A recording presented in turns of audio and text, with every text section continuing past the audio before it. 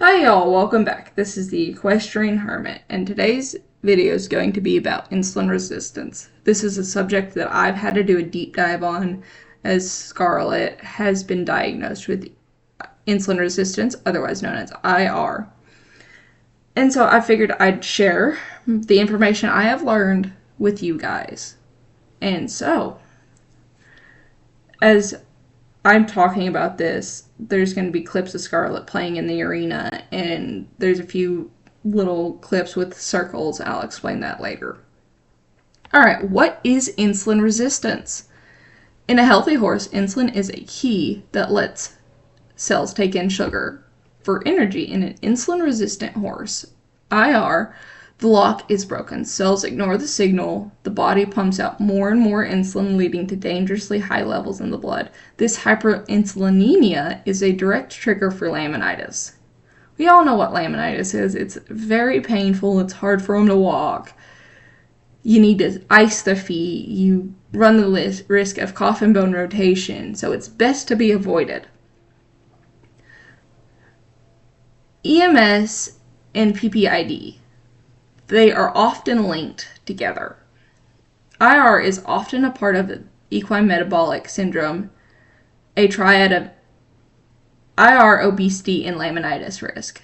It can also be caused by PPID, otherwise known as Cushing's, in older horses. A vet must diagnose as treatments differ. There are several different ways you can test for this, but a vet must be the one to do it. You can't do it by yourself.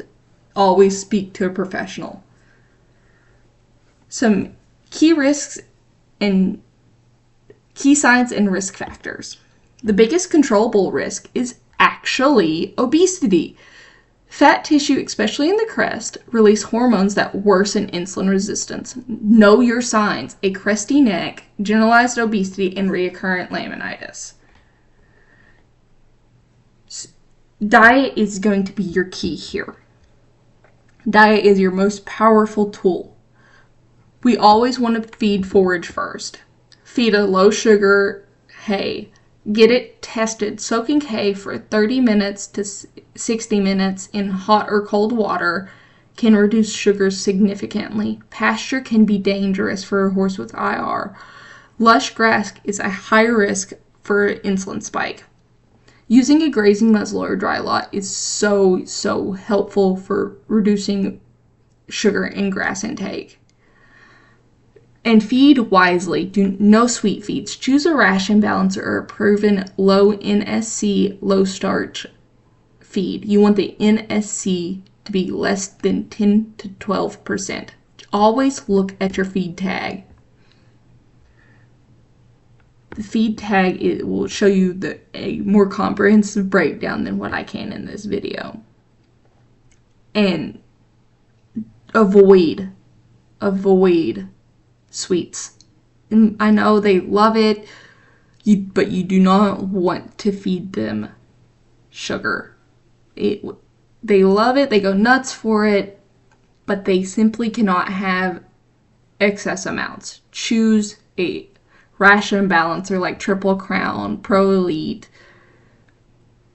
There's a few others I can't name right off the top of my head. And using a grazing muzzle like the Flexible Filly, the Green Guard, or a dry lot with your tested and hay.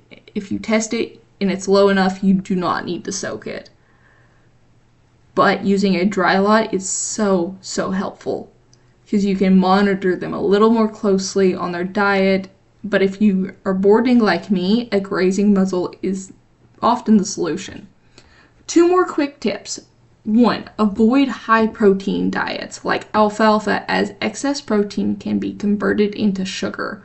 And 2, once cleared by your vet, regular exercise is a fantastic way to improve insulin sensitivity.